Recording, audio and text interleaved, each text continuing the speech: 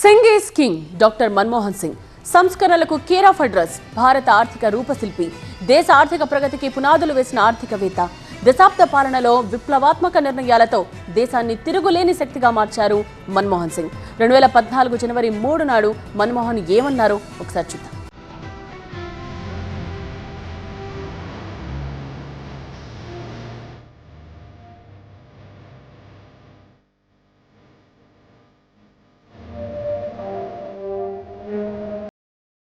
భారత విశిష్ట నేతల్లో మన్మోహన్ సింగ్ ఒకరు.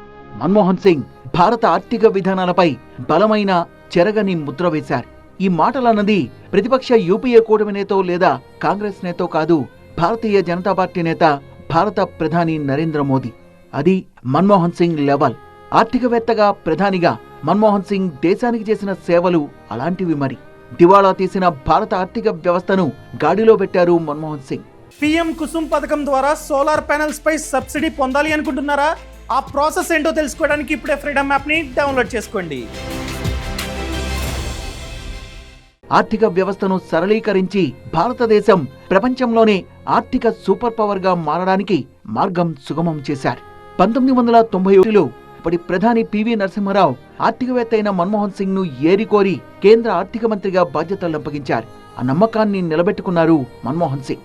ఆర్థిక సంస్కరణల్ని తీసుకొచ్చి దేశ ఆర్థిక వ్యవస్థను గాడిలో పెట్టారు.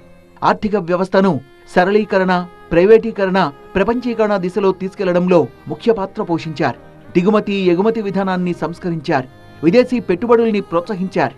మన్మోహన్ సింగ్, పివి నరసింహారావు తీసుకున్న నిర్ణయాల వల్లే భారతదేశం క్లిష్ట పరిస్థితుల్లోంచి గట్టెక్కింది. 2004 నుంచి 2014 వరకు భారత ప్రధానిగా సేవలందించిన మన్మోహన్ సింగ్ దేశంలో ఎన్నో సంస్కరణల్ని తీసుకొచ్చారు. పైకి మృదు స్వభావిగా కనిపించిన దేశం కోసం తీసుకునే నిర్ణయాల్లో అత్యంత కఠినంగా వ్యవహరించారు మన్మోహన్ సింగ్. 2008లో చారిత్రాత్మకమైన భారతదేశం అమెరికా పౌర అణు ఒప్పందంపై సంతకం చేశారు మన్మోహన్ సింగ్.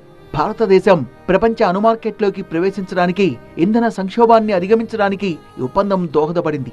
యూపీఏ ప్రభుత్వానికి బయట నుంచి మద్దతిచ్చిన లెఫ్ట్ పార్టీలు ఈ ఒప్పందాన్ని తీవ్రంగా వ్యతిరేకించాయి, తమ మద్దతును ఉపసంహరించుకున్నాయి. అయినా సరే మన్మోహన్ సింగ్ వెనక్కు తగ్గలేదు. దేశంలో పేదవాళ్ల ఆకలి తీర్చేందుకు 2005లో మహాత్మాగాంధీ జాతీయ గ్రామీణ ఉపాధి హామీ చట్టాన్ని తీసుకొచ్చారు మన్మోహన్ సింగ్. పాలనలో పారదర్శకతను తీసుకొచ్చేలా అధికారులు గుట్టుగా ఉంచే సమాచారాన్ని సామాన్యులు సైతం పొందేందుకు సమాచార హక్కు చట్టాన్ని తీసుకొచ్చింది కూడా మన్మోహన్ సింగే. ప్రతి భారతీయ పౌరుడికి ప్రత్యేక గుర్తింపు సంఖ్యను అందించాలనే లక్ష్యంతో మన్మోహన్ సింగ్ హయాంలో ఆధార్ పథకాన్ని ప్రారంభించారు. ఇప్పుడు అన్నింటికీ ఆధారం ఆధార్ కార్డే అయింది. జాతీయ ఆహార భద్రతా చట్టం 2013ని తీసుకొచ్చారు. 2009లో మన్మోహన్ సింగ్ ప్రభుత్వం ఉచిత నిర్బంధ విద్య కోసం బాలల హక్కు చట్టాన్ని అమలు చేసింది. సింగ్ హయాంలో భారతదేశం అధిక ఆర్థిక వృద్ధి రేటు నమోదు చేసింది. భారతదేశ జీడీపీ వృద్ధి రేటు 2004 నుంచి 2008 మధ్య 8% కంటే ఎక్కువగా నమోదైంది.